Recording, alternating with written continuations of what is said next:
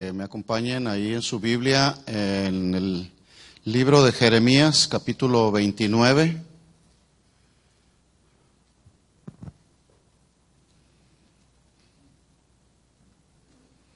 Jeremías, capítulo 29.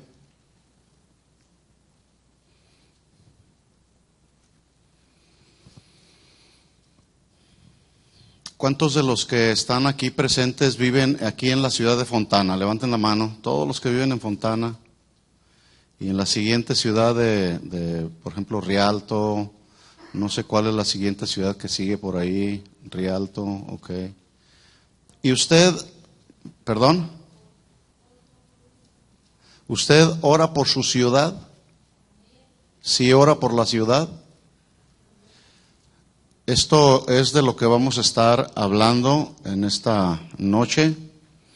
Vamos a tratar de poner en consideración esta palabra que Dios ha puesto en mi corazón, y espero que después de compartir esto, cada uno de nosotros asumamos la responsabilidad de orar por nuestra ciudad. Y cuando digo orar por la ciudad, pues no me refiero en sí mismo a la superficie, el territorio que tiene que ver con la ciudad de Fontana o sus alrededores. Obviamente me estoy refiriendo a orar por quienes habitan la ciudad de Fontana y sus alrededores, todo el estado de California. Y esto fue lo que fue profetizado a través de Jeremías a Israel en un tiempo difícil. En un tiempo en el que Israel estaba cautivo bajo el imperio babilónico. Surgen estas palabras del profeta Jeremías en el versículo 7 y les dice, en medio de ese panorama, les dice a los del pueblo de Israel: procuren la paz de la ciudad. Estoy en Jeremías 29:7. Procuren la paz de la ciudad a la cual los hice transportar, y rogad por ella a Jehová, porque en su paz, es decir, en la paz de la ciudad, tendrán ustedes paz. 3 veces en este solo versículo el profeta Jeremías habla de una palabra muy importante, la palabra paz. ¿Usted tiene paz esta noche? Sí. Porque al correr de los años me doy cuenta que los cristianos, aún a pesar de que tenemos la palabra de Dios, que dijo el apóstol Pedro, tenemos la palabra profética más segura, que nos hace bien atender a ella como a una antorcha que alumbra en el lugar oscuro. Y es profética la palabra de Dios porque es el mensaje de Dios. Así que nos es muy bueno atender a la palabra de Dios, para que la palabra de Dios nos alimente, para que la palabra de Dios nos consuele, para que la palabra de Dios nos fortalezca, para que sea la palabra de Dios la que marque el rumbo de nuestra vida. Por eso nos es muy importante atender al consejo de la palabra de Dios, para que venga paz al corazón. La gente del mundo no tiene paz, pretenden vivir en paz, pero no tienen paz. Y eso podemos entenderlo, que la gente del mundo no tenga paz, pero que un cristiano que conoce al Señor, que conoce la palabra de Dios, que tenemos a nuestro alcance la Biblia que nos fortalece y nos da esperanza, que no tenga paz, eso es un problema. Hay un problema, porque la palabra de Dios es viva y es eficaz. Y se hace eficaz la palabra de Dios cuando la practicamos, cuando la aplicamos a nuestra vida. Es en ese momento que se hace eficaz en nuestra vida. Así que los cristianos, los que conocemos a Dios, no tenemos excusa. Tenemos la palabra profética más segura, que nos hace bien atender al consejo de ella.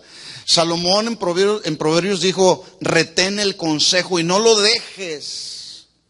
Guárdalo en tu corazón y no te alejes de él. Hay que retener el consejo de la palabra, porque es la palabra la que nos da la paz. Entonces, el profeta Jeremías, en medio de un panorama de exilio, porque Israel había sido exiliado, habían sido deportados de Jerusalén a Babilonia, en medio de este panorama, el profeta Isaías le dice al pueblo de Israel: procuren la paz de la ciudad. La paz de la ciudad, y luego dice ahí: rueguen por ella, porque en la paz de la ciudad tendrán ustedes paz. Por eso es que yo les preguntaba hace un momento: ¿usted ora por su ciudad? ¿Oramos por la ciudad? Hace un momento nos decía Héctor, hay muchas cosas por las que debemos orar, pero a veces no oramos por lo que realmente debemos estar orando. Yo no sé si usted se había dado cuenta, pero esta ciudad de Fontana es una ciudad con un desarrollo comercial muy importante. Hay mucho comercio en todo lo que es el sur, el centro y el norte de Fontana. Por lo cual se hace una ciudad muy susceptible al robo, al atraco, a la delincuencia, ¿verdad? Pero es irónico o llama mucho la atención que en esta ciudad de Fontana es una de las ciudades donde más iglesias cristianas hay, de diferentes denominaciones.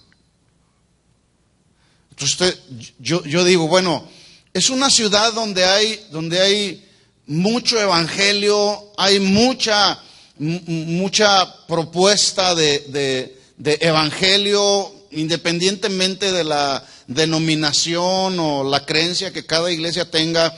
Pero hay mucha iglesia, hay mucha enseñanza para todo tipo de creencias, si lo podemos mencionar de esa manera. Pero qué irónico es que es una de las ciudades donde hay el índice mayor de criminalidad, aquí en Fontana. Algo está pasando, algo está sucediendo. Por eso es que la gente de la ciudad no vive en paz. Pero nosotros que tenemos la luz de la palabra, porque la palabra es lámpara que alumbra, tenemos la luz de la palabra. Dios nos demanda a nosotros y nos hace un llamado a orar por nuestra ciudad, por los habitantes de esta ciudad, para que en la paz que pueda haber en esta ciudad tengamos nosotros paz. Pablo le dijo a Timoteo en su primera carta, en el capítulo 2, versículo 1, nada más haga la nota ahí del versículo. Pablo hablando y dándole instrucciones a Timoteo acerca de la oración, le dice una palabra, un verbo muy importante: te exhorto, exhortación, te animo, te insto a que ores, que se hagan oraciones rogativas, peticiones, acciones de gracias, y luego dice, por todos los hombres. No dice que roguemos, oremos, supliquemos a Dios solamente por los cristianos, dice por todos los hombres, cristianos y no cristianos. La pregunta es si estamos atendiendo al consejo de la palabra de Dios. Por eso a veces no tenemos paz, porque no atendemos al consejo de la palabra de Dios. Entonces Pablo, teniendo en mente esta responsabilidad que tenemos los cristianos, le instruye a su discípulo, a su hijo en la fe, Timoteo, que por cierto las dos cartas de Pablo a Timoteo junto con la de Tito, para mí esas dos cartas de Pablo a Timoteo son como la herencia que Pablo le dejó a Timoteo, pero no una herencia material, sino una herencia espiritual, porque en ella plasmó requisitos, en ella plasmó formas y maneras como Timoteo debía de conducirse dentro y fuera de la iglesia. Le dio requisitos acerca de cuál era la forma y la manera en que él podía delegar responsabilidades dentro de la iglesia a los servidores de la iglesia, a los ministros de la iglesia. Ahí le dice, mira, todos estos requisitos debe de cumplir una persona que tenga el anhelo de servir en la obra de Dios. Y le da todo un panorama, pero ahí mismo también le da un panorama de la conducta que los hijos de Dios debemos de tener, de las responsabilidades y deberes que los hijos de Dios debemos de tener. Y orar por todos los hombres es un deber y una responsabilidad que todos los hijos de Dios tenemos. No sé cuántos estarán de acuerdo conmigo. Por eso es que Pablo le dice a Timoteo, te exhorto, Timoteo. a que se hagan oraciones, peticiones, rogativas, acciones de gracias por todos los hombres. Y luego en el versículo 2 dice, por los reyes, por todos los que están en eminencia, en autoridad, para que vivamos, mire cómo dice el versículo 2, quieta y reposadamente. Y quieta y reposadamente habla de vivir en paz. De vivir en paz. En toda piedad y honestidad. Entonces les vuelvo a preguntar, ¿cuántos oran por su ciudad? Si no estabas orando, hoy es un buen día para que puedas hacer en tu lista de oración, puedas decir, voy a orar por esta ciudad, ahí donde tú vives. Voy a orar por mi vecino, voy a orar por el vecino que tengo al lado derecho, al lado izquierdo, voy a orar.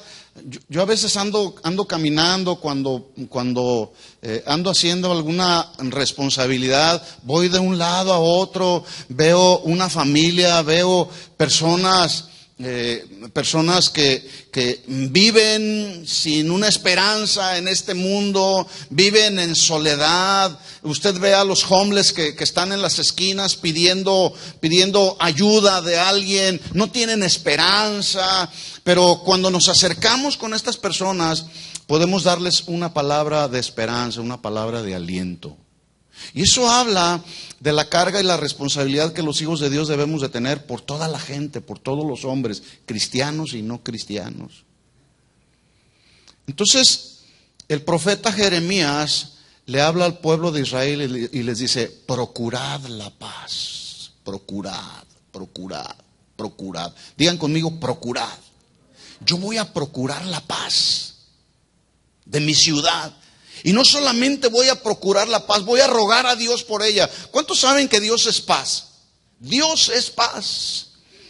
De hecho, la Biblia habla mucho acerca de la paz, que es un término hebreo. ¿Alguien sabe cuál es el término hebreo que habla de la palabra paz? ¿Cuál es? Shalom. Diga conmigo, shalom. Shalom. Es el término hebreo que describe paz y que se traduce muy simple. La traducción es muy simple.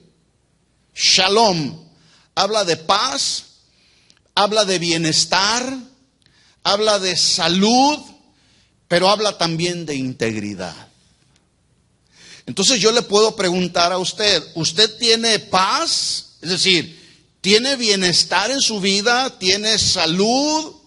Y no me estoy refiriendo a una salud física, me estoy refiriendo a una salud que es mucho más importante, que es la salud espiritual y la salud mental y la salud emocional. Hoy mucha gente sufre de enfermedades mentales y no viven en paz por alguna enfermedad del alma, porque no han experimentado el shalom de Dios.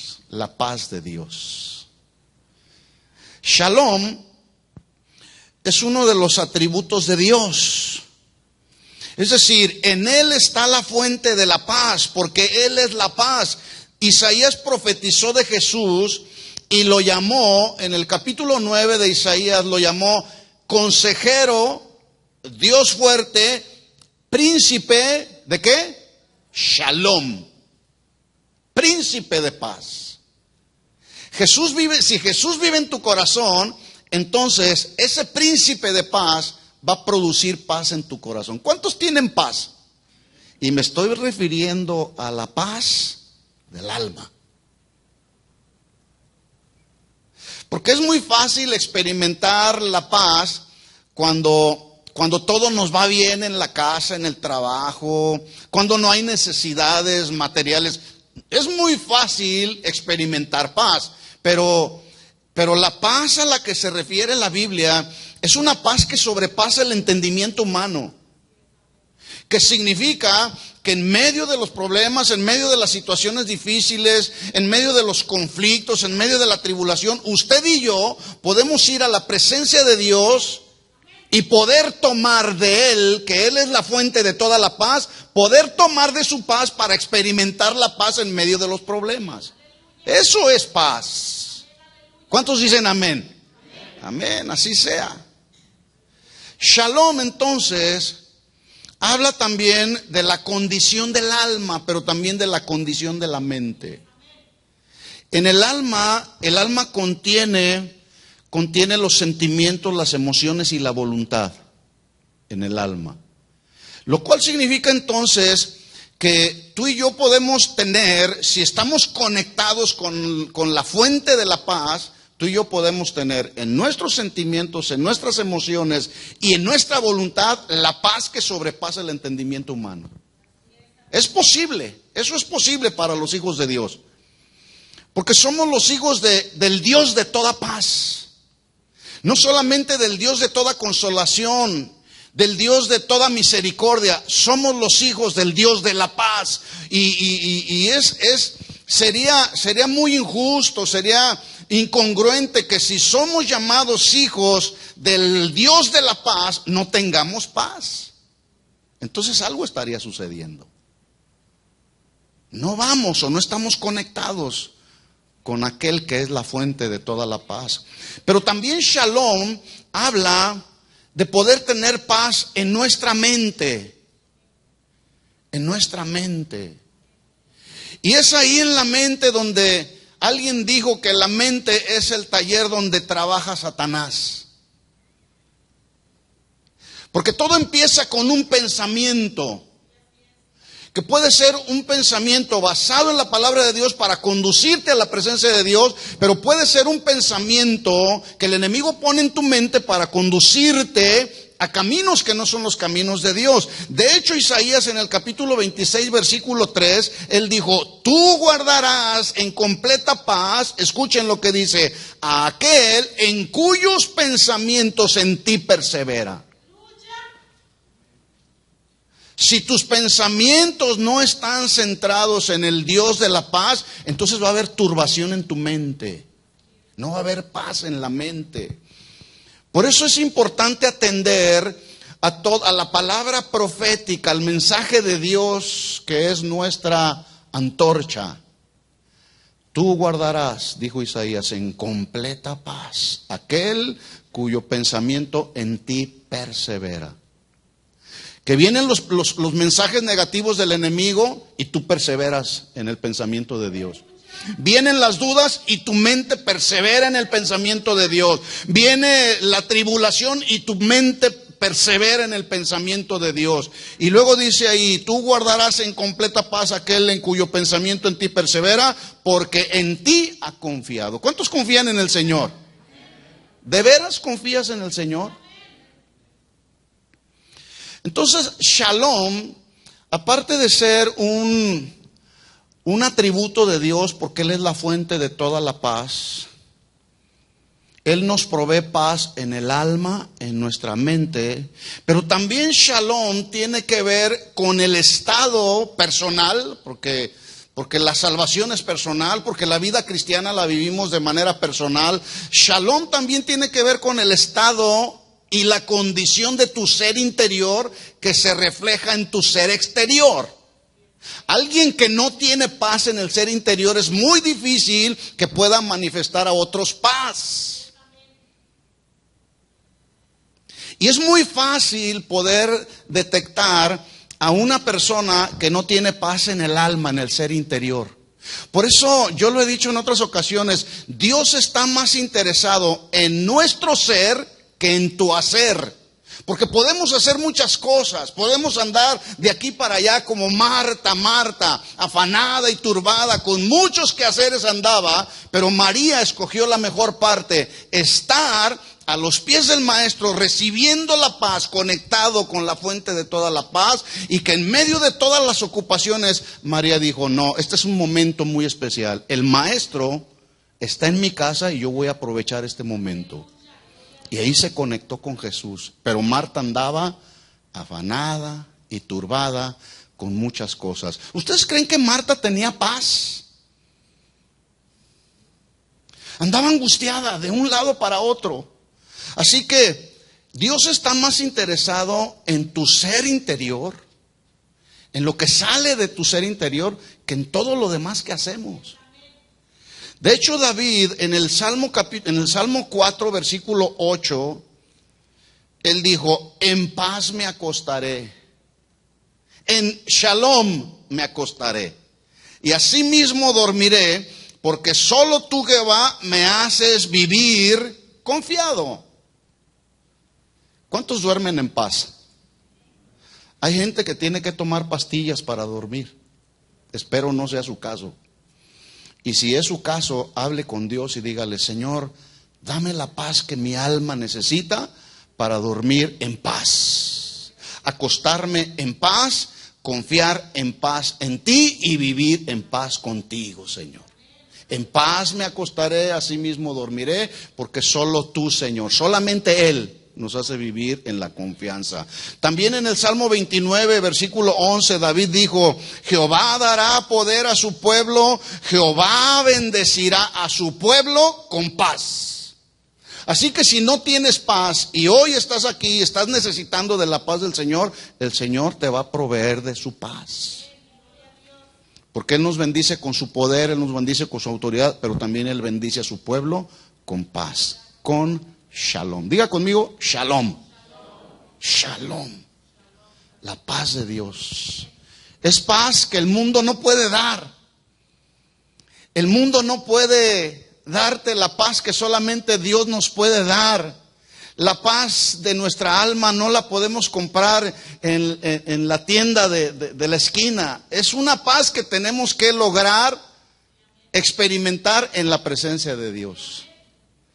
Para que entonces, en ese sentido, una vez que nosotros experimentamos la paz, podamos rogar, clamar a Dios por la paz de la ciudad. Por eso es que Isaías le decía al pueblo de Israel en Jeremías 29:7, le decía: procurad la paz de la ciudad, porque en la paz de la ciudad tendrán ustedes paz. Nosotros debemos tener paz, procurar la paz, para que esta ciudad y las ciudades de los alrededores puedan tener paz, para que esta nación pueda tener paz. ¿Cuántos tienen paz? ¿Sí tiene paz en su corazón? La Biblia dice en el Salmo 119, habla mucho la Biblia acerca de la paz, pero también habla mucho la Biblia acerca de las ciudades y los habitantes de las ciudades. En el Salmo 119, versículo 165, dice ahí la Biblia: mucha paz tienen los que aman tu ley, y no hay para ellos tropiezo. ¿Por qué? Porque tenemos mucha paz, para que no venga a nuestra vida tropiezo. Tenemos paz porque la ley de Jehová es perfecta. Tenemos paz porque el testimonio de Jehová es fiel. Tenemos paz porque sus mandamientos son rectos y alegran el corazón. Tenemos paz porque por su palabra es nuestro consuelo en el tiempo de la aflicción. Tenemos paz porque dijo Jesús: las palabras que yo les he hablado son espíritu y son vida. Y esa vida de Dios produce paz en los hijos de Dios. ¿Cuántos tienen paz? Bueno, hay que experimentar la paz y darle la paz a aquellos que no la tienen. Yo le hago una pregunta: ¿usted cree que la gente de los países del mundo, cristianos o no cristianos, viven en paz? ¿Sí o no?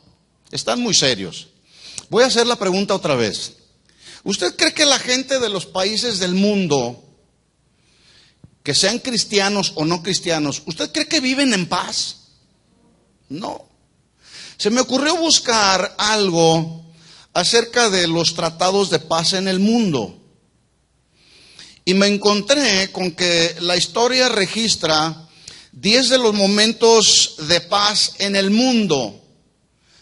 Y estos 10 momentos de paz en el mundo quedaron en la historia a través de 10 firmas que cambiaron la historia de países de Centroamérica, de África y de Asia. Voy a mencionar solamente 4, no voy a mencionar los 10. Usted los puede encontrar ahí en el internet.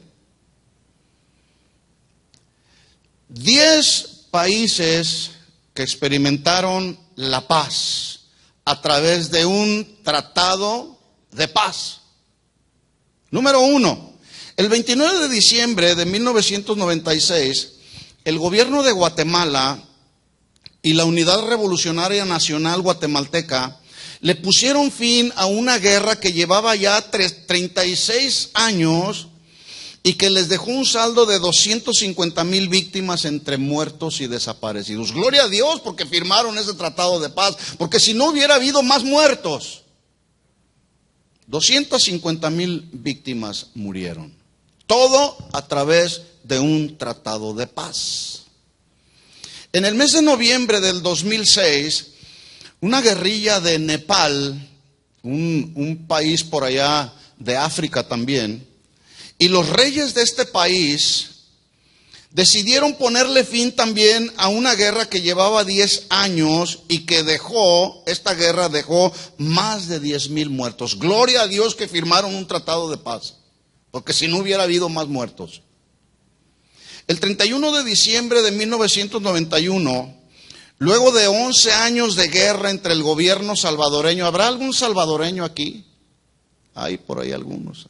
Sí. Ok. El 31 de diciembre de 1991, luego de 11 años de guerra, este país, este gobierno salvadoreño y el Frente Farabundo Martín para la Liberación Nacional firmaron un tratado de paz en este día, pero ellos terminaron esa paz y fueron 75,000 muertos las personas que murieron en esta guerra que duró 11 años. Qué bueno que firmaron un tratado de paz, ¿no es cierto? Qué bueno que las naciones firman tratados de paz. Y finalmente, en cuarto lugar, en diciembre del 2008, luego de 25 años de guerra que causó más de 300,000 muertos, esta es la guerra que más muertos ha ocasionado. En el 2008, después de 25 años de guerra, 300,000 muertos, una pequeña nación llamada Burundi en el África Oriental puso fin a los conflictos armados entre los rebeldes y el gobierno. Qué bueno que firmaron un tratado de paz. Pero me surge una pregunta. ¿Por qué aún y a pesar de tantos tratados de paz y tantas negociaciones que hacen los países del mundo entero, por qué la gente de este mundo sigue sin estar experimentando la paz? ¿Cuál pudiera ser una respuesta? ¿Por qué? ¿Por qué? Porque no tienen a Dios en su corazón. Muy bien. ¿Qué otra razón? Ningún ser humano puede dar la paz, solamente Dios. Muy bien, muy bien. ¿Qué más? Porque no hay perdón entre unos y otros. Y escuchen esto, hay conflictos, no se diga en la sociedad, conflictos raciales, conflictos políticos, conflictos económicos, alrededor del mundo. Y la gente no se quiere perdonar, ¿sí? Los países del mundo, en muchos de los países del mundo, se precian de tener un buen índice de cristianismo. Hay muchos cristianos, pero también hay muchos no cristianos. Pero la gente vive sin paz. Y la pregunta es, ¿por qué? ¿Por qué la gente está viviendo sin paz? Por ejemplo, ¿qué le mueve o qué le motiva a un joven a entrar a una escuela y matar 17 personas en un salón de clases? ¿Será la paz? No.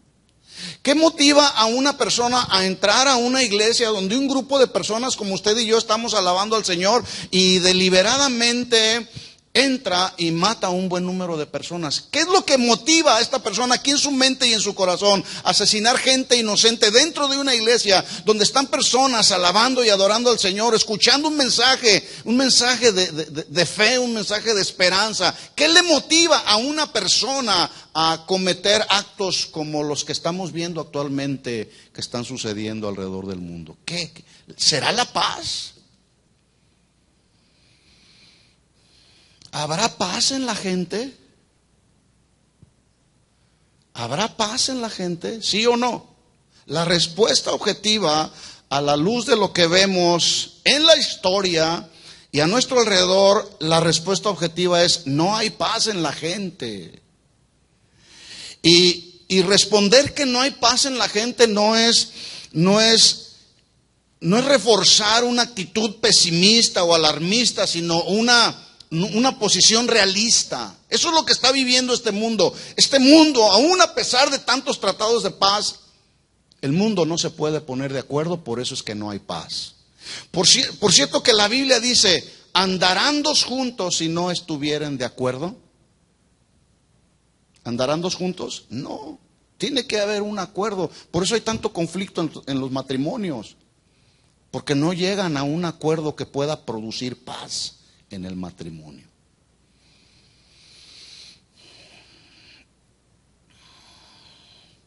Me encontré también ahí buscando en el internet, me encontré un titular reciente de un periódico y me llamó mucho la atención. El titular, así con letras muy grandes, decía: el mundo en el día de hoy está experimentando el menor nivel de paz por los últimos 6 años. Oiga, ¿qué nos espera de aquí a 10 años más? ¿Qué le espera a este mundo de aquí a 10 años más? Yo puedo pensar, hace 16 años el Señor nos trajo a esta ciudad.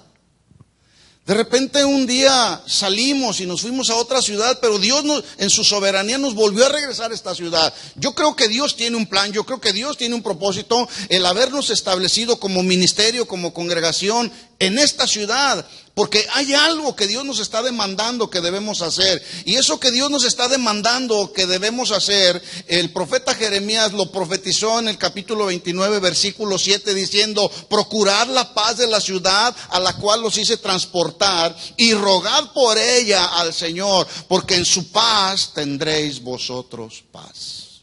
Yo creo que ese es el propósito que Dios tiene. Por eso estamos aquí. Por eso Dios ha sobreabundado esta ciudad con tanto ministerio cristiano, algunos de ellos con sana doctrina.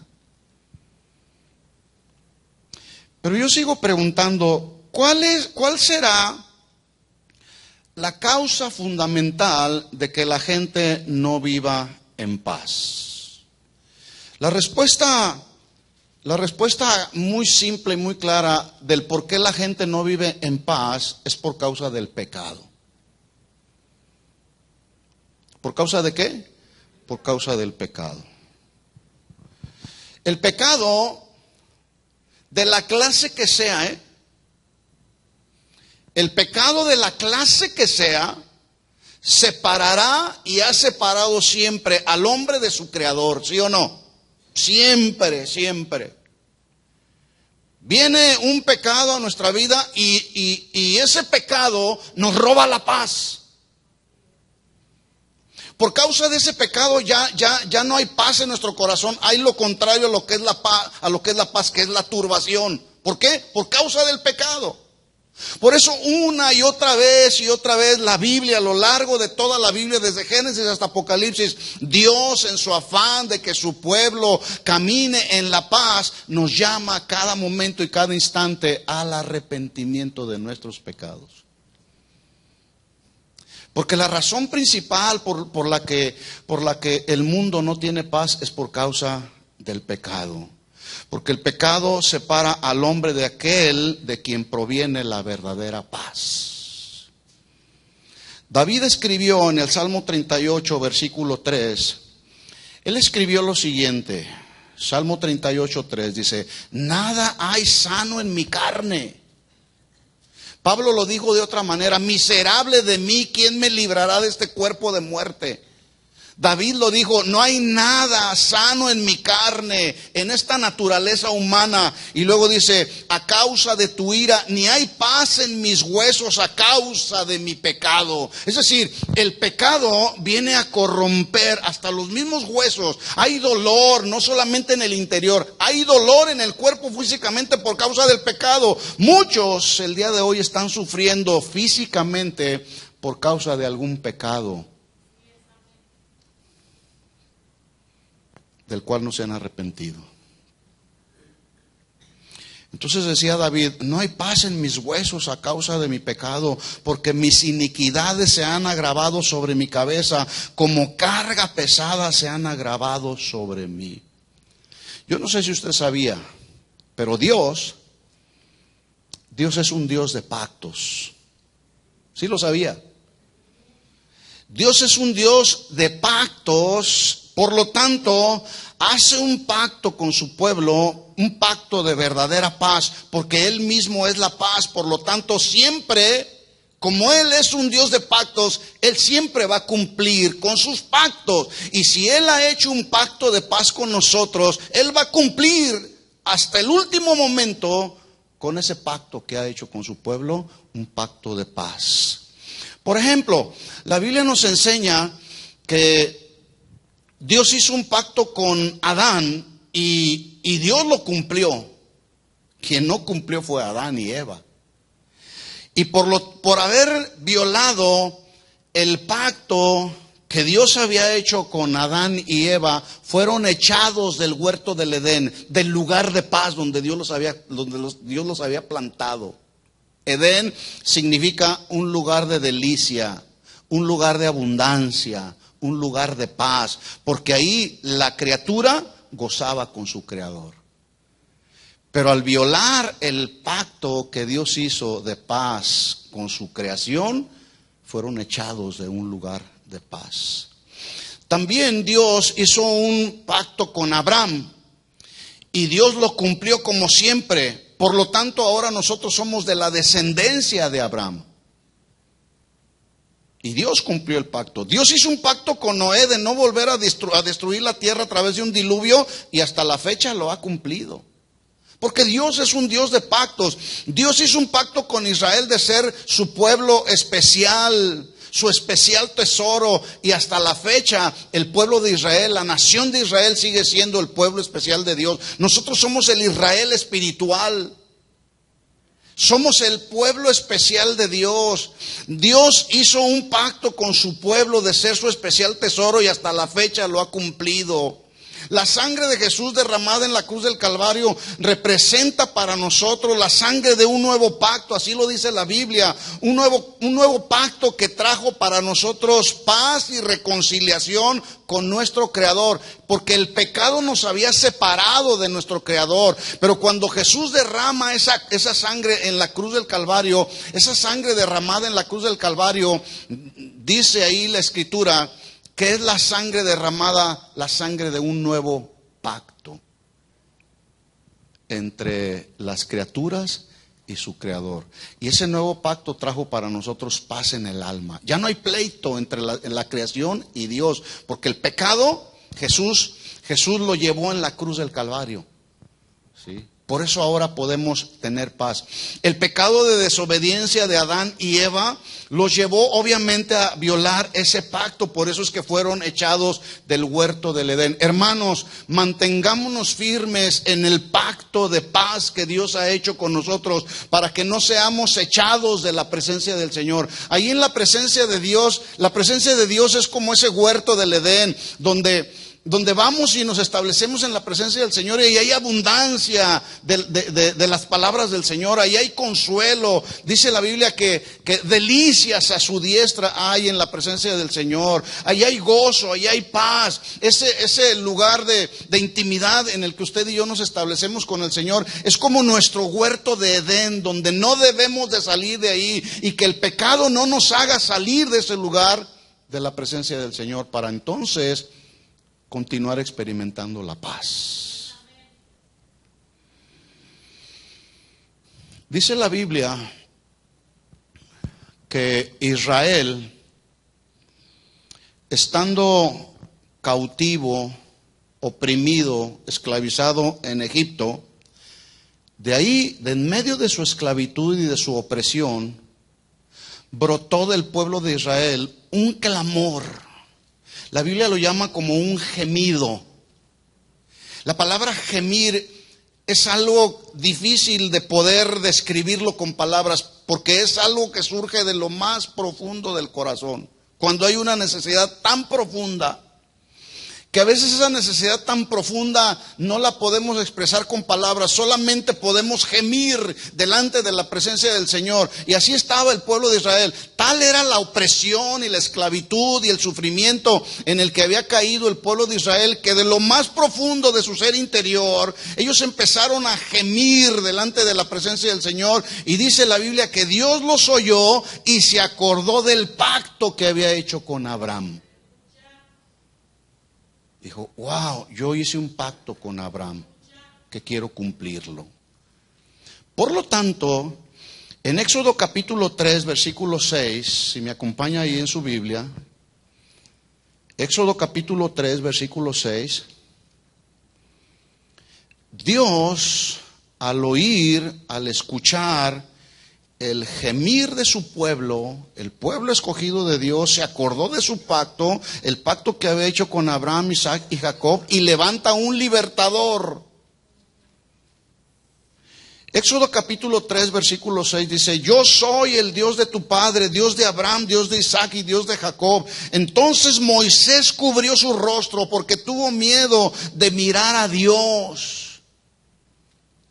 Porque ninguno podemos ser expuestos a la presencia literal de Dios, porque en la presencia literal de Dios hay solamente santidad y nosotros aún no hemos sido glorificados, por lo tanto todavía estamos impregnados del pecado. Hasta que nuestra vida sea completamente glorificada, podremos ver a Dios cara a cara, tal y como Él es, dice la Biblia. Por eso es que Moisés tuvo miedo de mirar a Dios, porque si lo hubiera visto hubiera quedado fulminado.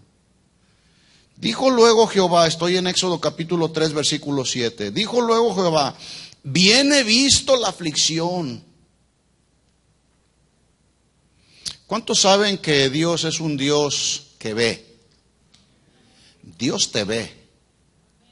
Dios nos ve. Cuando pensamos que nadie nos ve a nuestro alrededor, hay alguien que sí nos ve. Y no solamente ve nuestras aflicciones, sino ve nuestras acciones también. Y Dios vio la aflicción del pueblo que estaba en Egipto y oyó su clamor. ¿Cuántos saben que Dios oye? Y oye todo. Oye lo que le dices en su presencia, pero Él también oye lo que dices cuando no estás en su presencia. Porque Dios lo oye todo. Una ocasión a María, la hermana de Moisés, junto con Aarón, se le ocurrió hablar de Moisés. Se le ocurrió hablar y no habló bien de Moisés. ¿Quién estableció en el liderazgo a Moisés? ¿Moisés se estableció como líder de Israel o Dios lo estableció como líder de Israel? Fue Dios quien estableció la autoridad de Moisés. ¿Sí o no? Bueno, María con sus palabras estaba atentando contra la autoridad establecida por Dios. Estaba hablando contra Moisés. ¿Sabe lo que le pasó a María? Quedó leprosa. Porque Dios la oyó en la intimidad. Así que Dios ve. Cuando pensamos que nadie nos ve, Dios sí nos ve. Pero también Dios nos oye. Cuando pensamos que nadie nos está oyendo, Dios oye. Lo que hablamos aquí, lo que hablas fuera de aquí, lo que hablas dentro de tu casa, lo que hablas con tu esposa, lo que hablas con tus hijos. Dios lo escucha todo porque es un Dios que oye. Y no solamente oyó el clamor a causa de los opresores del pueblo de Israel, sino he conocido sus angustias. Dios conoce lo que le sucede a su pueblo porque Dios es soberano y Dios tiene cuidado de su pueblo. No hay nada que escapa de la mano del Señor, porque si el pueblo de Dios está en el hueco de la mano del Señor, entonces estamos seguros, hermanos. Entonces conoció sus angustias, versículo 8, y dice, y he descendido para librarlos. ¿Cómo estaba el pueblo de Israel? Estaba oprimido, estaba esclavizado, estaba angustiado, estaba desesperado, estaba enfermo, estaba sin esperanza. Pero Dios vio, Dios oyó y Dios conoció sus angustias y Dios descendió para librar con mano fuerte y brazo extendido al pueblo de Israel, como lo hizo contigo y conmigo cuando estábamos allá en el pecado, oprimidos por el pecado, esclavizados por el pecado. Dios nos sacó de las tinieblas en las que vivíamos y nos trasladó al reino de la luz, al reino de su Hijo amado, reino de luz, para vivir como los hijos de luz. Descendió para librarlos de mano de los egipcios, sacarlos de aquella tierra a una tierra buena y ancha, tierra que fluye leche y miel, a los lugares del cananeo, del eteo. Versículo 9, el clamor pues de los hijos de Israel ha venido delante de mí y también he visto la opresión con que los egipcios los oprimen. Por lo tanto le dice a Moisés, ven por tanto ahora y te enviaré a Faraón para que saques de Egipto a mi pueblo, los hijos de Israel. Y note usted que dice a mi pueblo, porque Dios había hecho un pacto con su pueblo. Sale el pueblo de Israel de Egipto, llegan al desierto, dejan de experimentar la esclavitud y la opresión y escuche esto, empiezan a experimentar la paz, el bienestar que Dios les estaba ofreciendo. Qué bendición, ¿no? Es como cuando usted y yo salimos del mundo. Yo he escuchado personas que dicen, ese asunto de la vida cristiana no es para mí. Porque la vida cristiana tiene que ver con muchas prohibiciones. Y yo tengo que tratar de darle satisfacción a esta carne. Por lo tanto, mejor me voy al mundo de donde nunca debí de haber salido. ¿Quién quisiera regresar al mundo? Yo no. Escuchen esto, hermanos. El mundo no va a tratar bien a nadie. Y si eventualmente el mundo trata bien a alguien, es temporal. Pero esto es algo que la gente no sabe. La gente no quiere venir a los caminos, no quiere venir a los caminos de la luz, para que no vean que sus obras son malas y perversas, porque Dios es luz. La palabra de Dios trae luz a la oscuridad. ¿Sí? Entonces la gente que vive allá en el mundo quiere continuar viviendo en la opresión del pecado, en los deleites del pecado.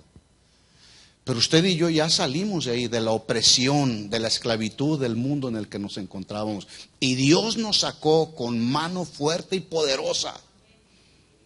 Yo lo he dicho en otras ocasiones.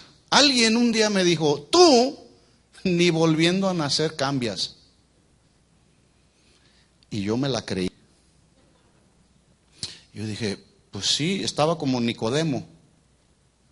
¿Cómo yo puedo volver a entrar al vientre de mi mamá y volver a nacer de nuevo, a volver a nacer del vientre naturalmente hablando?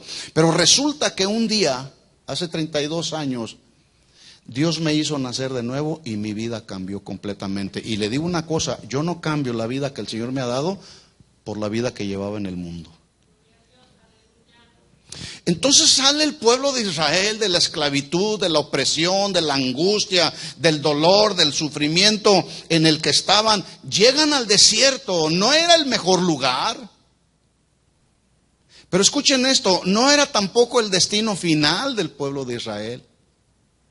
Pero en el plan perfecto de Dios, Dios determinó para probar el corazón de su pueblo si verdaderamente amaban a ese Dios que los había sacado con mano fuerte y poderosa, los lleva al desierto para probar su corazón.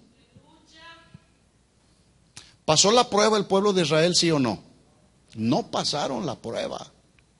¿Experimentaron paz? Sí experimentaron paz. No la plenitud de la paz que Dios estaba dispuesto a dar, pero experimentaron paz. Ya no tenían opresión, ya no tenían esclavitud, ya no tenían angustia, ya no tenían desesperaciones.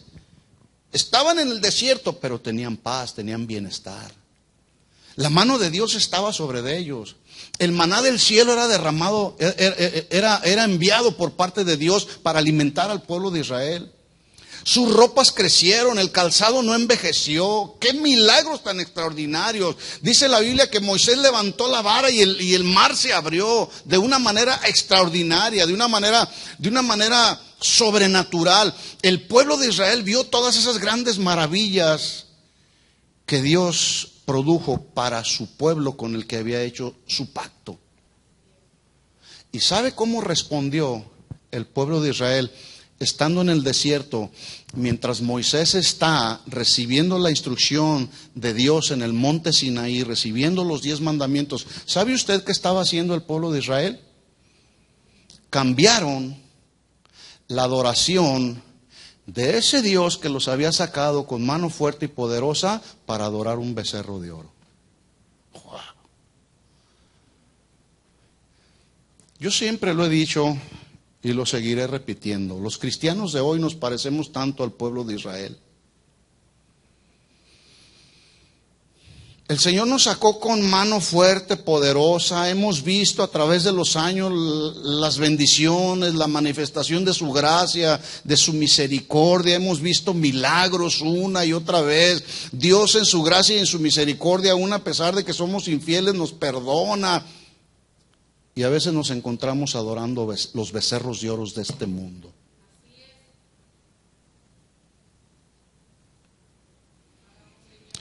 Éxodo capítulo 32, versículo 7. Dice la Biblia, Dios hablando con Moisés y le dice: anda, desciende, porque tu pueblo que sacaste de la tierra de Egipto se ha corrompido.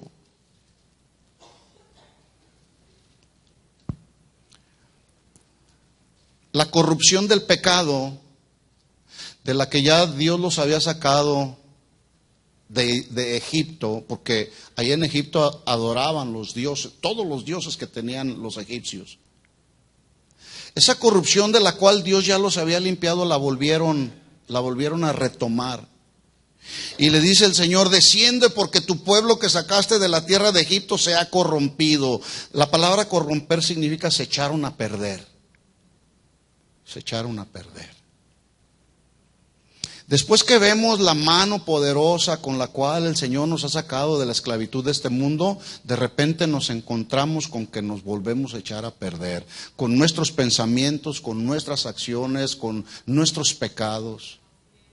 Por eso día con día necesitamos estar en la presencia del Señor, estar en la intimidad del Señor y pedirle a Dios: Señor, no me veas de manera literal, es decir, veme a través del sacrificio perfecto que Jesús hizo en la cruz. Porque si Dios nos ve tal y como somos, haciendo a un lado el sacrificio perfecto de Jesús, se van a ver todas nuestras corrupciones, la corrupción de nuestra alma, tal y como es. Por eso es que cuando yo oro al Señor, le digo: Señor, yo te pido que en esta hora me veas a través del sacrificio de Jesús. Porque el sacrificio de Jesús trajo para nosotros justicia. Jesús, muriendo en la cruz, nos declaró justos ante el Padre, sin culpa. Por eso sí hay que decirle al Señor: Señor, veme sin mis culpas. Pero estoy aquí, Señor. Estamos aquí, Señor, reconociendo la pecaminosidad de nuestra vida pecaminosa. Desciende, porque tu pueblo se ha corrompido. Pronto, versículo 8, se han apartado del camino que yo les mandé. Se han hecho un becerro de fundición y lo han adorado. Y le han ofrecido sacrificios y han dicho: Israel, estos son tus dioses que te sacaron de la tierra de Egipto. Versículo 9. Dijo más Jehová a Moisés: yo he visto a este pueblo, que por cierto es pueblo de dura cerviz. La cerviz es la espalda, los lomos. Son duros, obstinados. Y esta es una expresión para hablar de la dureza que había en el corazón. Son pueblo de dura cerviz. Ahora pues, dice Dios a Moisés: déjame que se encienda mi ira en ellos y los consuma, y de ti haré una nación grande. Alto ahí. Mire usted el panorama, El pueblo se había echado a perder. Estaban corrompidos. Habían rechazado al Dios, que es el único Dios de toda adoración. Lo cambiaron por un becerro de oro. Y Dios le dijo a Moisés, déjame y en un instante voy a acabar con ellos. ¿Podía Dios acabar en un instante con el pueblo de Israel en ese momento? Claro que sí, porque Él es Dios todopoderoso. ¿Podía haber levantado una nueva generación de hombres y mujeres de la vida de Moisés? Claro que podía hacerlo. En otras palabras, Dios le ofreció grandeza a Moisés y Moisés pudo haber dicho, está bien, Señor, acaba con todos ellos. Pero escuche esto, dice la Biblia que Moisés era uno de los hombres más humildes que había en toda la tierra. Y Moisés era un hombre que amaba al pueblo escogido de Dios. Moisés era un hombre que conocía el pacto que Dios había hecho con su pueblo. Y mire la oración, mire la oración de un hombre a quien le fue ofrecida grandeza y la rechazó. Hoy, este mundo te puede ofrecer todas las grandezas que un ser humano pueda desear y anhelar. A Jesús Satanás se lo ofreció, dice la Biblia que lo llevó a un pináculo muy alto y le dijo, todo esto te daré. La riqueza de estos reinos te daré si postrado me adoras. ¿Se imagina usted qué hubiera pasado si Jesús se hubiera postrado y hubiera tomado la grandeza y las riquezas de este mundo? No estaríamos usted y yo hoy aquí. Porque el plan perfecto de Dios se hubiera visto afectado por la decisión de Jesús. Pero ¿cuántos le dan gracias a Jesús? Porque Él permaneció firme al pacto, permaneció firme y obediente a la instrucción de Dios. Por eso usted y yo estamos hoy aquí y podemos experimentar la paz que sobrepasa el entendimiento humano porque tenemos la salvación que Jesús logró para nosotros en la cruz. Pero a veces con nuestras acciones, pensamientos y conductas menospreciamos el sacrificio que Jesús hizo en la cruz y violamos el pacto. Mire la oración de Moisés, Éxodo 32, versículo 11. Entonces Moisés oró en presencia de Jehová su Dios.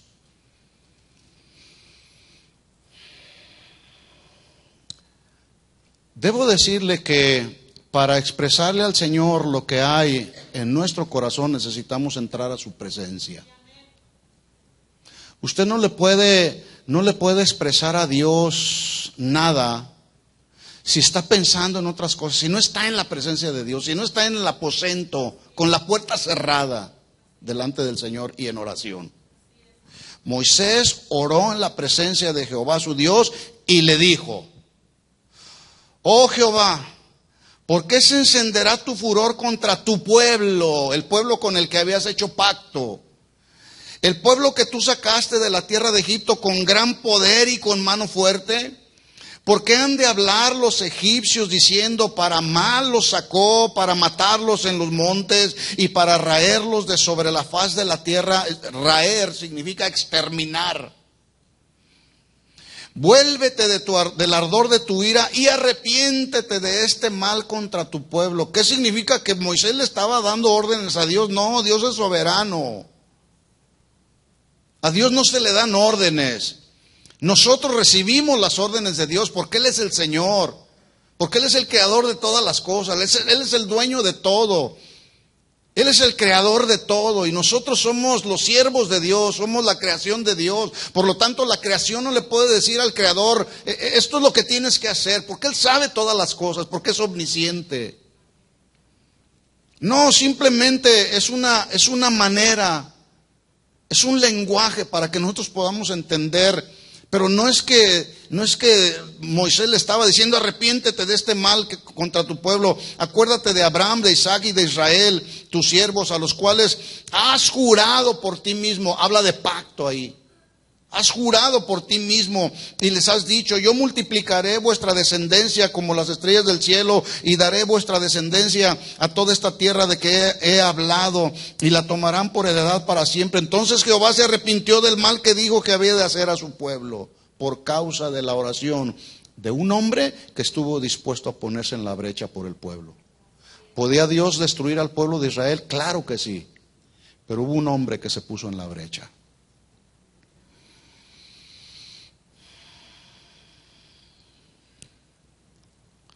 Versículo 31, vamos hasta el 31. Viene descendiendo Moisés del monte y encuentra y escucha los alaridos. El pueblo de Israel se estaba gozando, adorando al becerro de oro. Y lo primero que hace Moisés es derribar ese becerro de oro y lo hizo polvo. Versículo 31. Entonces, Éxodo 32, 31. Volvió Moisés a Jehová y dijo: te ruego pues, este pueblo ha cometido un gran pecado, porque se hicieron dioses de oro, que perdones ahora su pecado, y si no, mire lo que dice, si no, raeme, bórrame, extermíname, destrúyeme ahora de tu libro que has escrito. Y Jehová respondió a Moisés: al que pecare contra mí, a este exterminaré yo de mi libro. En otras palabras, tú no me tienes que decir lo que tengo que hacer, yo soy Dios. Yo quito y pongo a las personas quienes deben de estar en mi libro, yo los quito y yo los pongo, porque Él es Dios. Escuche esto, mi hermano. Después de este grave pecado que cometió el pueblo de Israel, adorando a un becerro de oro, Dios en su gracia y en su misericordia perdona al pueblo de Israel por causa y a resultado de la oración de un hombre que estuvo dispuesto a ponerse en la brecha. Y Dios ordenó a Israel que en ese momento levantaran un altar para él y allí le hicieran, escuche esto, ofrendas de paz. ¿Ofrendas de qué? Ofrendas de paz. Para que en ese altar donde le ofrecían a Dios ofrendas de paz, el pueblo de Israel volviera una vez más a experimentar su perdón, su misericordia y el shalom de Dios, la paz de Dios. Por eso es que cada que cometemos un pecado tenemos que ir a la presencia del Señor y ahí en la presencia del Señor levantar un altar personal donde podamos decirle al Señor: Señor, vengo a ofrecerte aquí a tu presencia. Vengo a levantar este altar, una ofrenda de paz, porque quiero estar en paz contigo. En paz me acostaré y así mismo dormiré, porque solo tú, Señor, me haces vivir confiado. Debo decirle que el libro de Levítico es, dentro de los 5 libros que escribió Moisés, en el libro de Levítico se establecen todas y cada una de las leyes que el pueblo de Israel debía de cumplir. ¿Qué se encuentra en Levítico? Todas y cada una de las leyes y mandamientos que el pueblo de Israel debía cumplir para su Dios. Y resulta que en el capítulo 3 quedó establecido como una ley que el pueblo de Israel debía cumplir como una ordenanza con sacrificios de paz como ofrenda encendida a Jehová. Cada que el pueblo de Israel se acercara a la presencia del Señor, ellos levantarían ahí en un lugar, levantarían un altar donde estarían dispuestos a ofrecerle sacrificios de paz como una ofrenda encendida a Jehová, para que entonces el pueblo de Israel pudiera experimentar la paz. Y ya lo dije hace un momento, Dios está más interesado en nuestro ser que en nuestro hacer. Y shalom, la paz, es un asunto que tiene que ver con nuestro interior para que se manifieste en nuestro exterior. Alguien puede decir: sí, yo tengo paz, disfruto paz, pero por dentro puede estar mal, porque en realidad no tiene paz. Esta ofrenda de paz que quedó establecida en el libro de Levítico, en el capítulo 3, que el pueblo de Israel debía de cumplir, consistía en ofrecerle a Dios lo mejor del ganado, lo más gordo, un animal sin defecto. Dios no recibe las obras. A Dios debemos entregarle lo mejor, porque Él nos dio lo mejor. Siempre Dios nos da lo mejor, ¿sí? Así que lo cierto es que a través de la historia de la humanidad, desde Génesis hasta nuestros días, ya nos damos cuenta que la gente vive sin paz por causa del pecado. La gente vive sin paz por causa del pecado.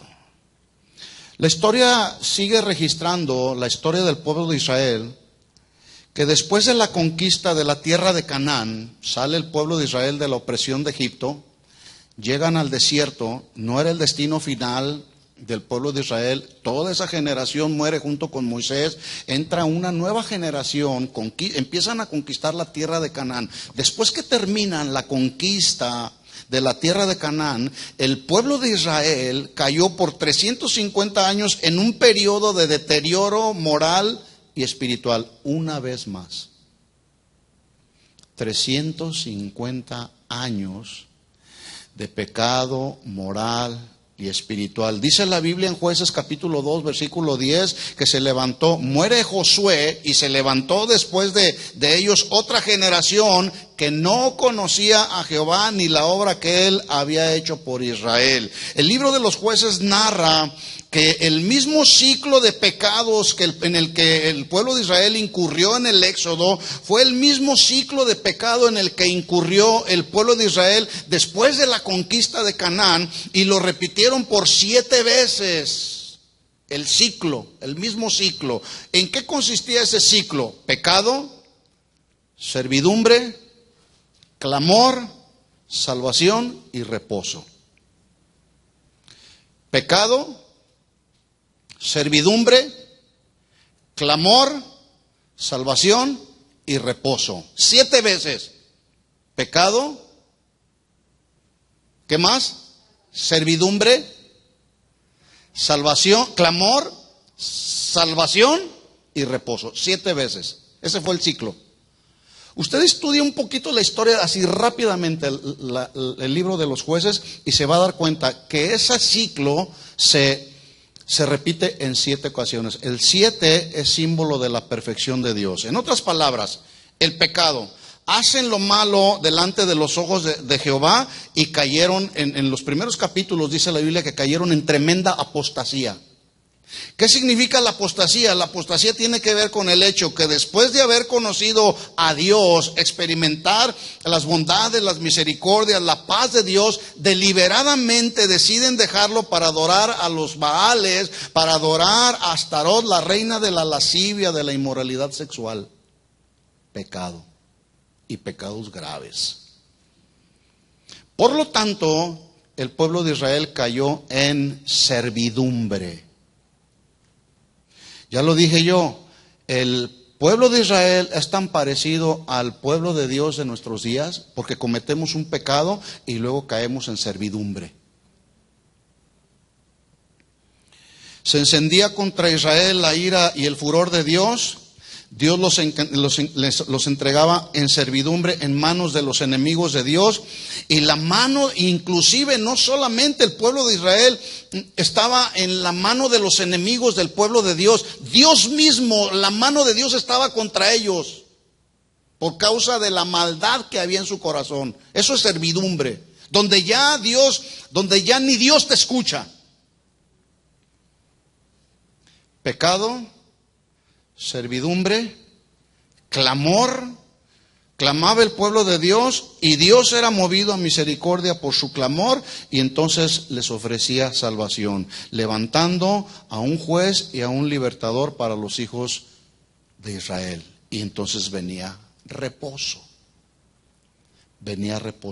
13 jueces, 13 libertadores levantó el Señor en todo el libro de Jueces.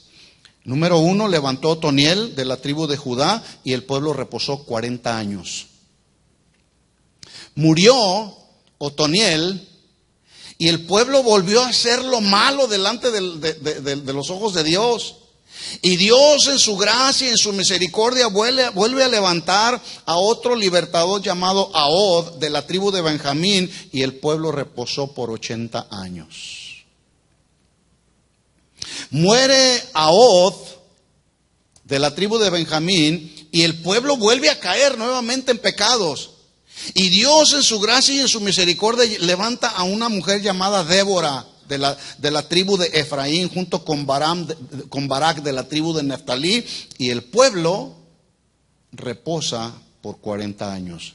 Más adelante levanta a otro, a Gedeón de la tribu de Manasés, y el pueblo reposó por 40 años, y así hasta llegar a levantar al número 13, que fue Sansón.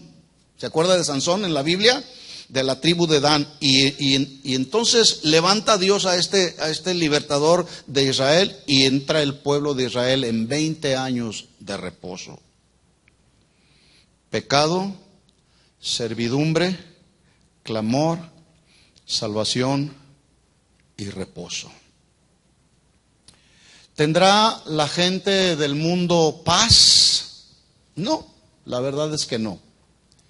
Y bueno, lo podemos entender. La gente no tiene paz por vivir en el pecado. Pero la pregunta es para nosotros. ¿Nosotros estaremos experimentando la paz de Dios en nuestros corazones? Para que entonces, experimentando la paz de Dios, podamos atender al llamado que hacía Jeremías 29:7. Procurad la paz de la ciudad a donde los he exiliado. La paz de la ciudad de Babilonia, ya lo dije, ellos fueron trasladados de Jerusalén a Babilonia. Entonces, estando ahí en la ciudad, en una ciudad de Babilonia, les dice el Señor: procuren la paz de ese lugar. Ya están ahí, procuren la paz, rueguen a Dios por ella, porque en la paz de la ciudad tendrán ustedes paz. Hermanos, necesitamos orar, no solamente por esta ciudad, necesitamos orar por toda la nación. Necesitamos orar por nuestros gobernantes. Necesitamos orar por nuestros vecinos. Necesitamos clamar a Dios. Es un tiempo de clamor, hermanos. No es un tiempo para vivir la vida cristiana en tanta indiferencia e insensibilidad. Este mundo está cayendo en los mismos pecados que caía el pueblo de Israel. Pecado, servidumbre, clamor, salvación, y Dios manifiesta su gracia y su misericordia. La próxima semana vamos a continuar, porque necesitamos llegar al mandato primordial que Dios le dio al pueblo de Israel estando ya en Babilonia.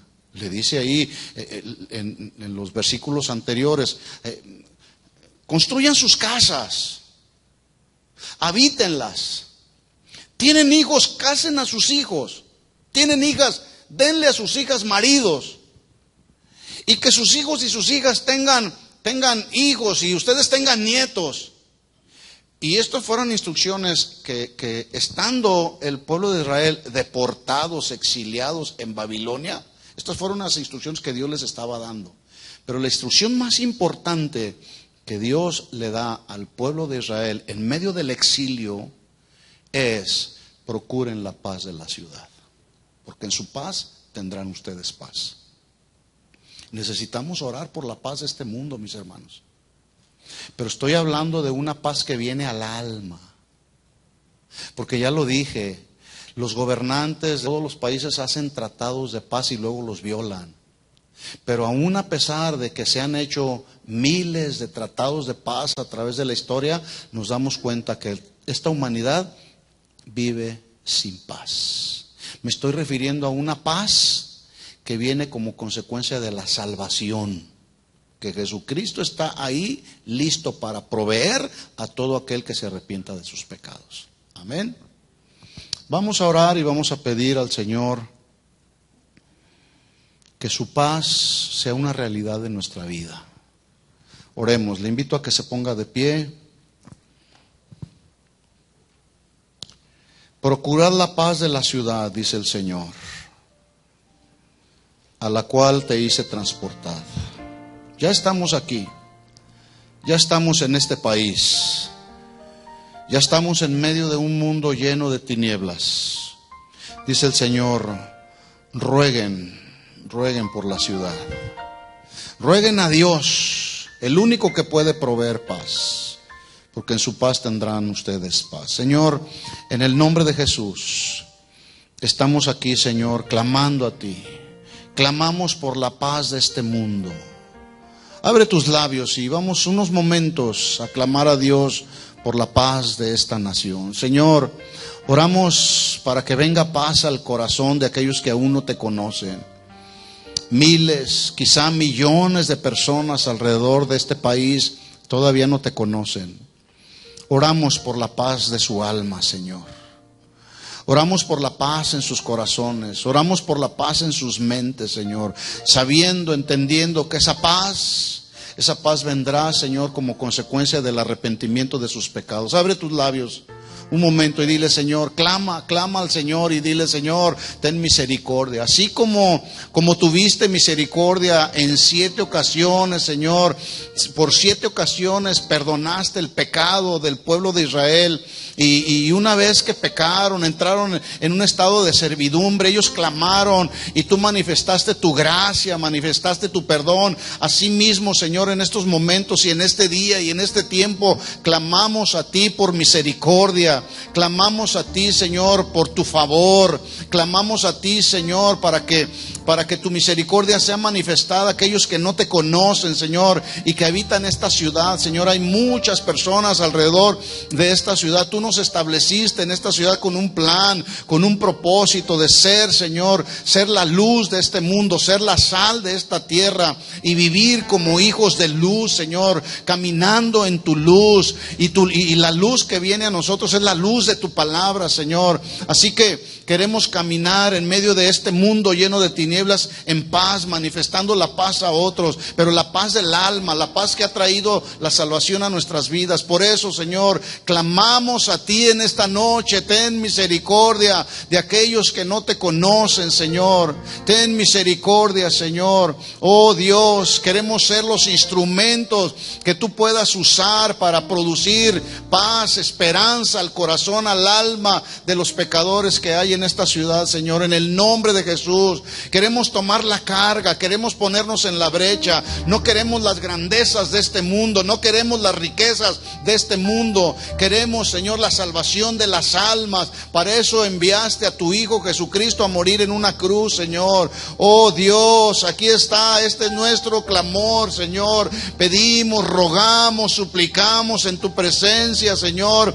Salva a todos aquellos que no te conocen, Señor. Oh Dios, oh Señor, clamamos delante de ti. Añade a tu iglesia a todos aquellos que han de ser salvos, Señor. Tú eres Dios poderoso, eres Dios soberano, Señor.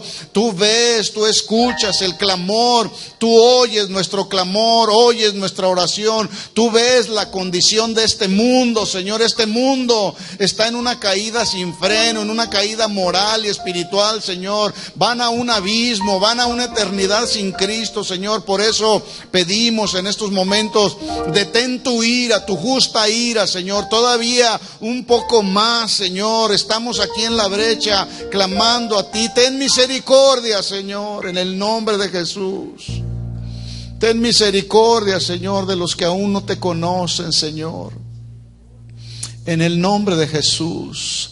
Oramos por la paz de esta nación, la paz de las personas que no te conocen en el alma, Señor. Porque en la paz que ellos experimenten tendremos nosotros paz, Señor. En el nombre de Jesús. Aquí estamos, Señor, delante de ti. Aquí estamos en tu presencia. Abre tus labios un momento solamente, un momento. Toma este momento, ofrécele este momento al Señor, este sacrificio vivo. Ofrécelo al Señor en tu oración y dile: Señor, Señor, ten misericordia. Clamamos a ti, Señor. Aún oramos, Señor, por nuestros hermanos que quizás, Señor, han venido y están aquí, Señor. Y hay desánimo, hay frustración en su alma, Señor. Tal vez su fe se ha debilitado. Por eso, Señor, clamamos a ti en el nombre de Jesús. Ten misericordia, Señor. Ten misericordia. Nosotros tenemos tu paz, pero hay mucha gente que aún no experimenta tu paz, Señor. Por ellos oramos, Señor. Por ellos te rogamos, Padre, en el nombre de Jesús. En el nombre de Jesús. Gracias, Señor. Amén. Gracias por tu palabra, Señor. Tomamos el reto. Tomamos la responsabilidad, Señor. Asumimos la responsabilidad. Que esta palabra, Señor, no haya sido una palabra más. Pon carga en nuestros corazones por tu Espíritu Santo, Señor. Pon una carga muy especial, Señor, para mantenernos clamando como atalayas, como vigilantes en oración, Señor, por esta nación y las naciones del mundo. En el nombre de Jesús te lo pedimos, Señor, que así sea, Señor. Amén.